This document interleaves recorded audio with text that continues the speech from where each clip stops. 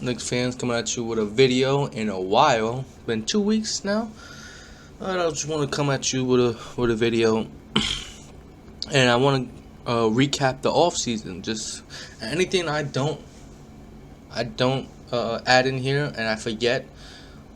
And if you're good fans, just put in the comment below, and just tell me what I forgot, what I didn't put in. But more or less, this is what happened.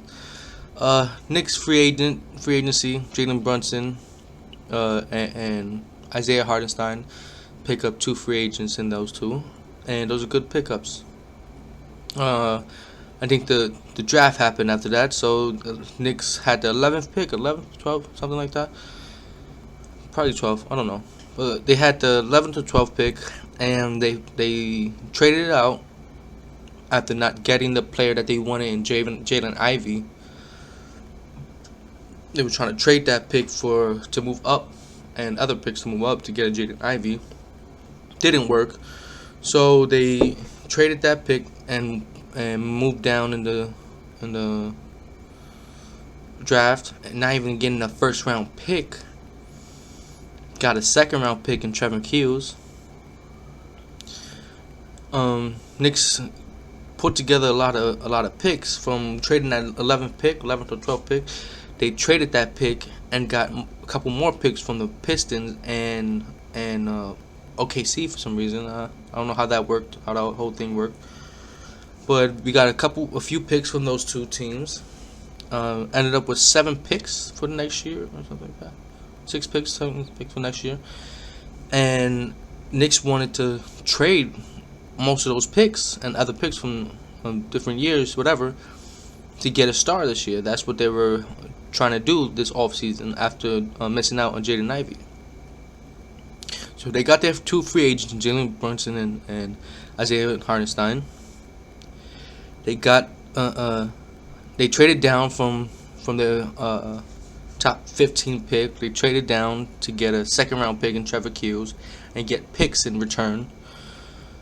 And Knicks was stacked with picks and wanted to trade for a star. Now, during the summer league, Knicks was connected to Donovan Mitchell, who seemed like he was on his way out, because I think the Rudy Gobert trade happened during that time. The Knicks was connected to Donovan Mitchell the whole time, although there was other teams during that time that was trying to go for Donovan Mitchell, who had to do their hat in. During the summer league, the Jazz wanted Quentin Grimes because they saw something in Quentin Grimes, as did the Knicks. But the Knicks also put out that they did not want to trade RJ in any trades, although that was a lie.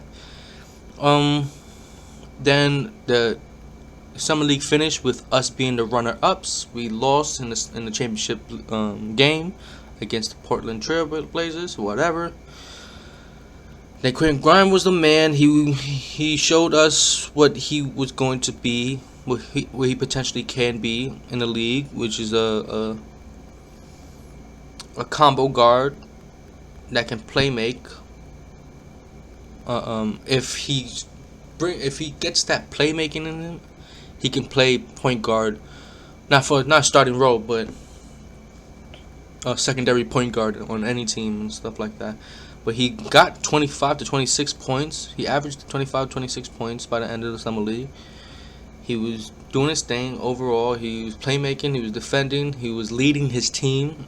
And if he continued, we know Quentin Grimes. We know he put in the work, just like RJ, Quickly, and Obi. They put in the work so much that the repetition is gonna be there. And as long as they constant with this, they're gonna get better no matter what. So after the summer league was up, and we found out that he was top 5 for MVP. Quentin Grimes was top 5 for MVP in the summer league. Knicks just put all their focus on Donovan Mitchell in the offseason. During that time they put Grimes as an untouchable. Like, they didn't want to trade Quentin Grimes. They didn't want to trade Rose during that time. They didn't want to give up more than 2 unprotected picks either. So there was the whole picks problem that was involved with the Donovan Mitchell trade, because I think they only put two unprotected picks of the Knicks picks throughout the whole negotiations and everything. I never heard more than 2 unprotected picks, maybe 3. I mean, I don't know, but I think the Jazz really wanted all 4 of their picks unprotected and everything. Knicks wasn't having it. Knicks doing a package, absolutely a good. I mean, a package that came out that was clear cut, a fact that they put out, was the Knicks doing Obi Toppin and Fournier and 5 picks, and I think 2 of them was unprotected and the rest was protected and whatever. And Jazz said no to that. RJ became someone that the Jazz really wanted. Maybe they always wanted him from the start. It's just the Knicks put out there, supposedly, I'm doing air quotes, they put out there that the Knicks did not want to trade RJ, but yet at a certain point Jazz wanted RJ, and then we found out that Knicks did put RJ in a couple trade ideas, and it never came to be, because I guess it all came down to picks. Like I said, it was the pick problem. There was a couple packages maybe the Jazz would have said okay to, as long as you had the picks in there, and it never came to be because the picks became a problem for both teams. So after that, the Knicks gave Jazz an ultimatum, or a deadline, that if you don't get him by this Monday, I know it's Monday night, we're gonna give RJ the extension and everything. And after that happened, and they didn't try to get RJ. After that, Knicks gave him the extension. And right after that, like a day later, because they said that Knicks were the only ones with the assets to get Donovan Mitchell, the only contenders at that point to get RJ. Because I think Cavs became a contender, then they dropped out of contention for him. Excuse me.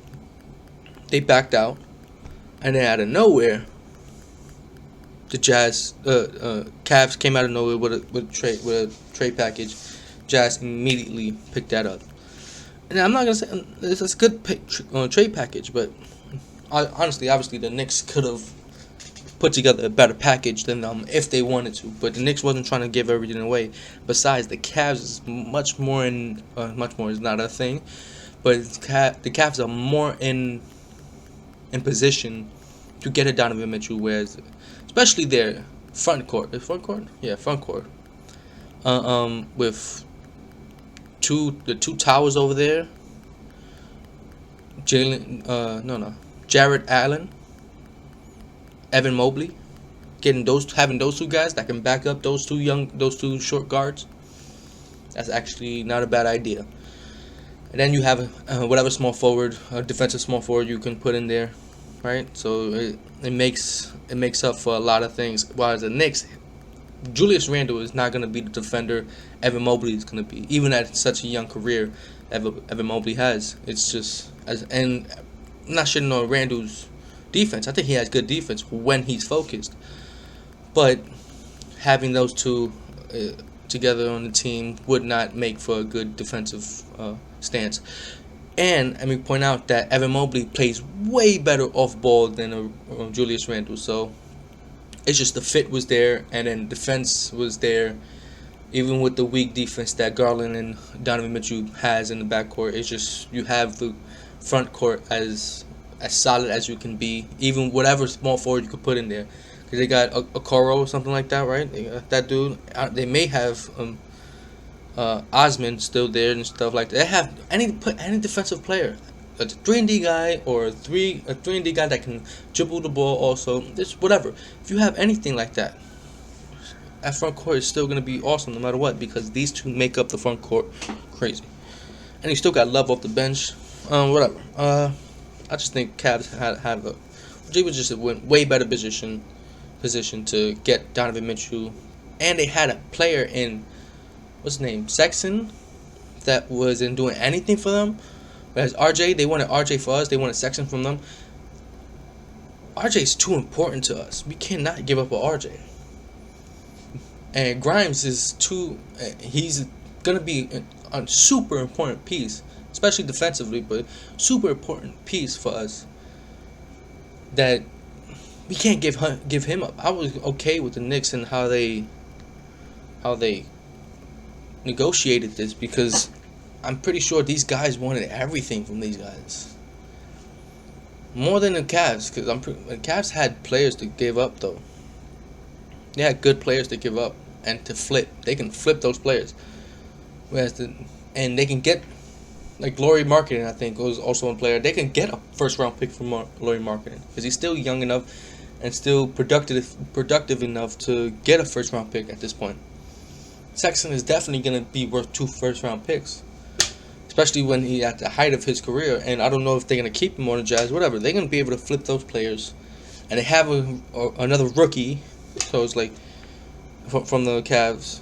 So it's like, damn, yeah, they gave up a good chunk of players as good players, but yet they have a great core over there that just put a bunch of good role players around them, and it's over.